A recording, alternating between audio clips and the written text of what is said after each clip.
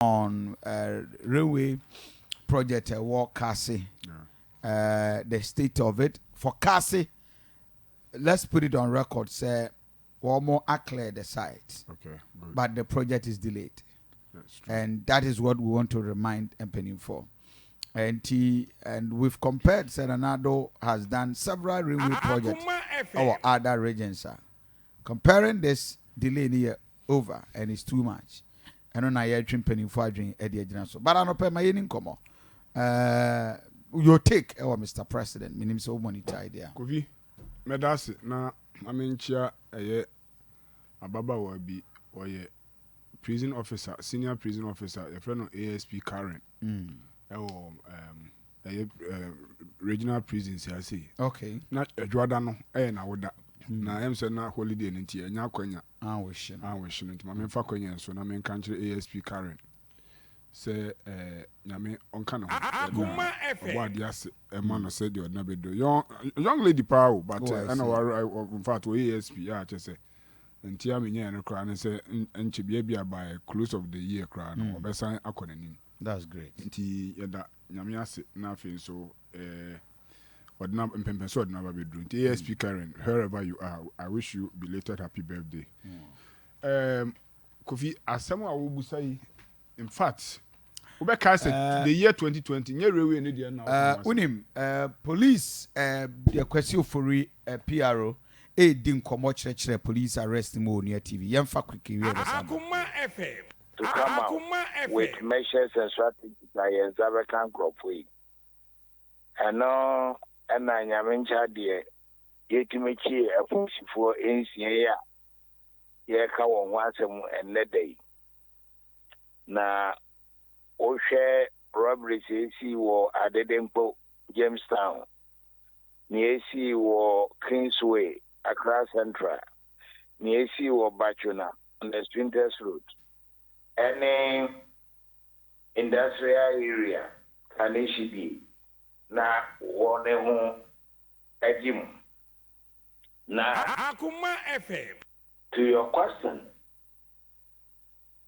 the uncle for me near Yaka on once a month on what one and animal and police organize a special inter-rate our Potima near Shama. Na ne kopa na se enkrofo mienu eboa politifo awo ekwa bi so a wana eboa ma yakwa kwachi won counterpart awo sa ma na se ne ho terrain no ene senia space in the city no it need much more diligent work.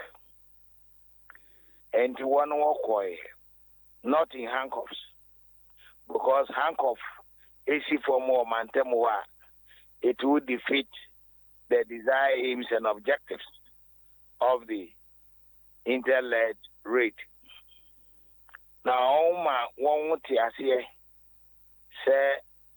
so, on the board, am I in Crawford? Na one share Bibisa no tell me on be see the one in no one my exercise na I successful. A banner sana you provide security around them, but it lessens because I had too rigid and so a bit defeated the security nature of the operations. Na on could do one more na Crawford it be a too good police for us. And you are quite very complex in nature and very risky. And a true car police for na yet walk no a cow. Na your boy say, oh, me, young one, I do about police hospital. I knew no one done in your media. Now, near can say police administration had developed internal machinery to be able to fight crime within the service, to be able to deal with the bad cops. Now, I know, and a course am I eating to Crawford Sosa? Now, say, oh, police FM. And no, I to me chin own. It be soon on. Never one in Fizzy. Justice, yeah. And the Macassa, Yabakoswara, I near able to me. Near a bamboo beating team.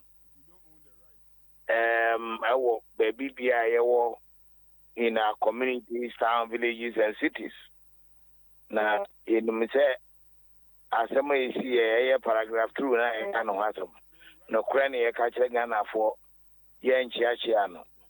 Na enam se apam so nko wo ye ntem ne Ghana ko nyina ne ya hwa ma bi aposifo mienu ye tuo kan we na monsa kan wo mo kukum ti na wo eboa mo no ma akwa hwe nto mo di kan na wo ho no na tuo de ba na be kan wo no. It was a serious intel-led operations. Okay. Very serious intel-led operations in a very risky environment. And I catch you say intel-led operation. But we had the assurance for them to assist. Now, in so doing, new situation turn up. One crop when they started to do here. Abubakar or Akoma courage.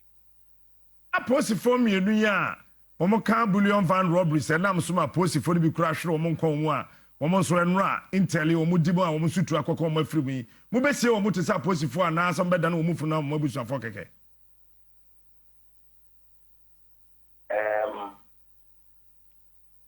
The administration will decide. One on abusuafo no e be decide. Akoma FM. Na apart from sa aposifo mienu etu Akoma aposifo bi ka ho biom. Pajo question bio. Me busa say apart from mienu na etuo aka wonom no ebi aposifo bi ka ho biom ana. How Pajo na na ka ja aposifo ayechi wo nyina ye isia. Okay. Na at night aba kukumu anopai yede at 9 on one civilian counterpart. Echo court anopai e won cry krodwema. Mo ne won kasa no audio si bia ba bonten yetie ba kon ne ye no kasa ye ready cry betimi abo afam ma watie na ba kon e kasa emra wo mo kopie wo no so no na ni nua police ni hu no obo ni din credit na ma ne tu be ni mo no mo din komo no any audios na ba bonten sa na tie ananchem bi o ne ameka na se nhwehwemu akoto ba na ma ne ntimi e chi political ntien ene won wada counterpart no ntimi ameka na te ne akoko so during investigation no yi ntimi fami nyina nto bedum Akoma FM. Yeah, well, she would say, I'm not pay a year to an more cohort. A more better grounds. Say, and 70 better ideas, better goes on. It is our audio snap bonte no content in the no correct. Cancer, Okay. but it's unfortunate that police wouldn't be a commenter. A bit in investigations. Very unfortunate.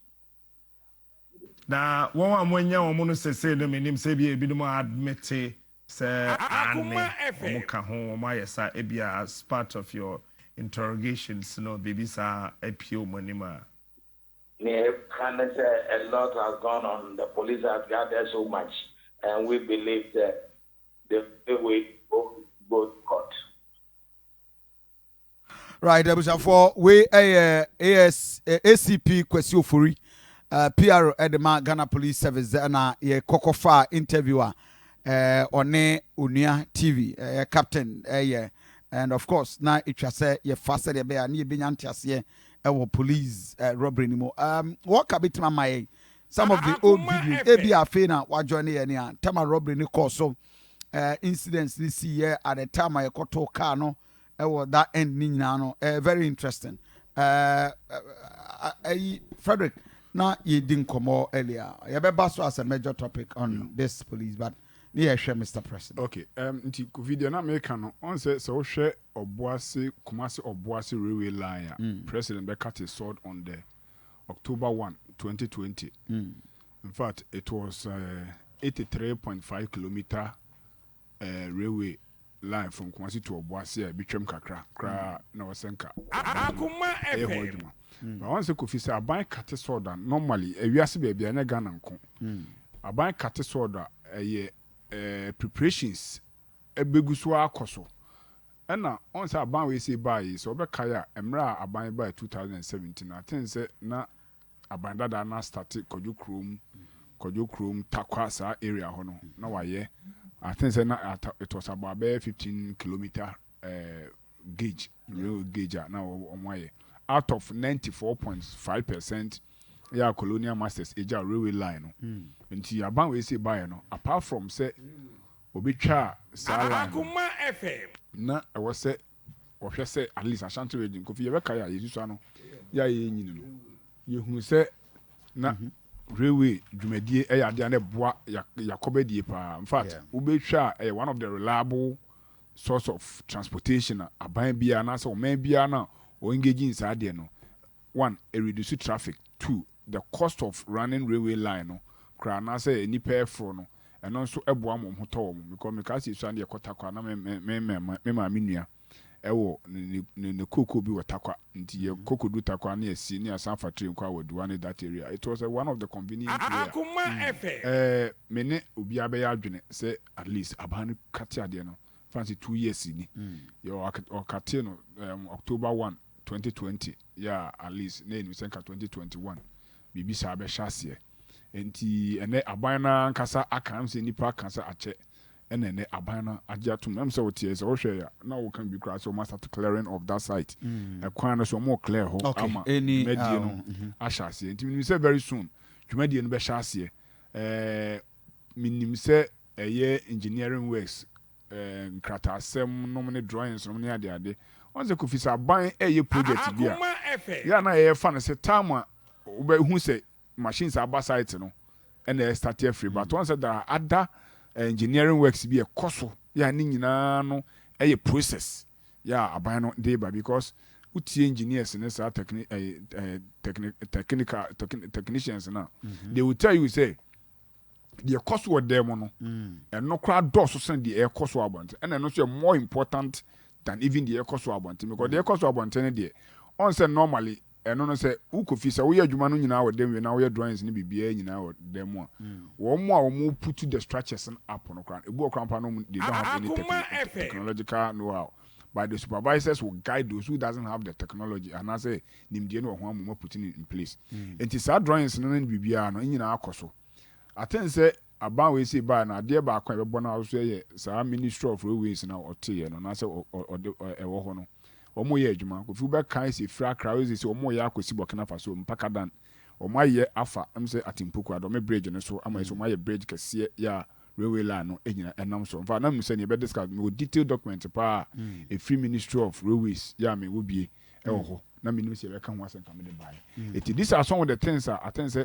you be boba na so but a good in say crofo be raise concerns say enema ye kate so na check akra one fan say 1 year ni enti say na ban no so wo ba be hyase a na say be hyase a ayasem de ayasem papa because me de railway akoniaba die and I say train akoniaba die obi na obeka say railway akoniaba because say train ba akutu a enipa e be fa wo mo no mfa say ofiri ase ekobi atakwa de nso so ba ku di line so no akotra ka mo risk involved mu ne ade so ti train mu a one of the safest and the reliable means of transport and na make actually so na yekotakwa the food train ba akutu e bi to afa nipa bi about 500,000 and no be reduce accident cost because say train etua normal say car kan crowd a omo de measures in place before be at 10 minutes or 15 minutes or 20 minutes to say train be almost alarm be blow to be bia be stop it in one time say train enya accident and say bibi etesa anti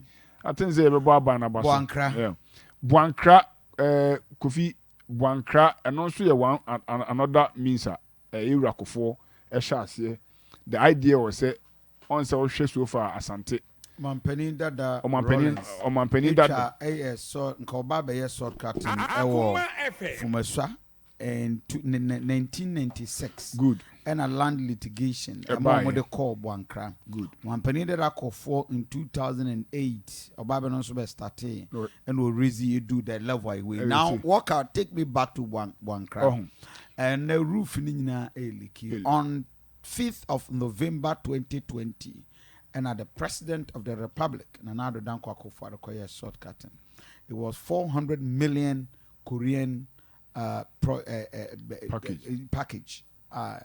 US dollar, $4 million Korean package.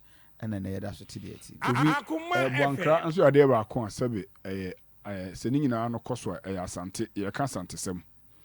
On say so hwe I'm say from Rollins time BC Kufuor time the spirit behind that Bwankra you hu say Ghana ase no ene ye ne Cote d'Ivoire Burkina Mali ni Niger ye no mu nyina adidwa omo yi niemo e wo Ghana omo de niemo betwam enti instead of saying ka omo ka asakese no ebeba be na ka asakese ba se lodu we na ekwa dwuma edi ekwa no eti ka omo ye railway line bi from Accra Nasatema to Bwankra nanka niema ni nyina ba be go then no ma ba be fresh ya no ya de ba kwa nanka beboa aban mi nim di Bwankra ho adekode ehye ho mi nim because so share Emra Rollins is starting krata so you rakofo e be put to physical structures no ma to the point say nanka bibia awie e na sabe fofi anto ata the face 2009 enye nim say banda da no ba ya no do mi nim say ya nko ho da until you run another danko Akufo Addo buy on so 200 more I think say now we just say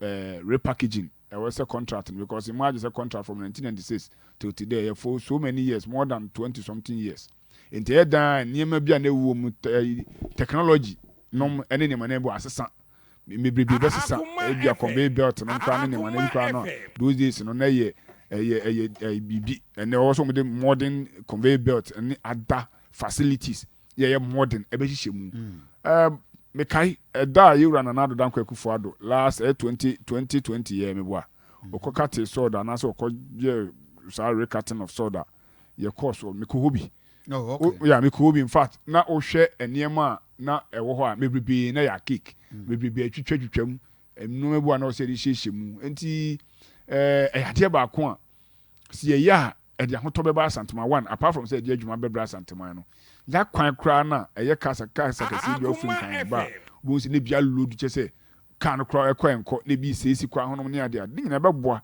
ama kwan a ye sebe enche na aseye no eso beti be sa de nyuma abrem rante ne mabawa adwuma direct job and indirect jobs e de be rante ne mabawa enom ne sa ne ma ne nyina be sa bia santema kra ni because e be kwa e be say inland port nyese ba akọ yes inland port enti dwadie ne niema e be koso cheze containers akese nom ne ada shipping companies me be krampo kra betun establish ya ni nyina no enyuma e de brebra santiment nobody will sit here and say media thank you kwasi ofori ajima Zuba it is say yes adom me ho ye na we adom me ho ye pa ye ni nkomo Mr. President reminding the President Bwankra in Lampo waiting for anyone on Facebook. That's na mincha NDC ma. To a microphone in there because of regional chairman and executives are more boa. Manage party in Washington region very effectively the MIA. Na me fa chairman minuanom for menafo omohunu han. No mama NDC se correct. Na maka Akoma FM. Ubia po mo a menko ade.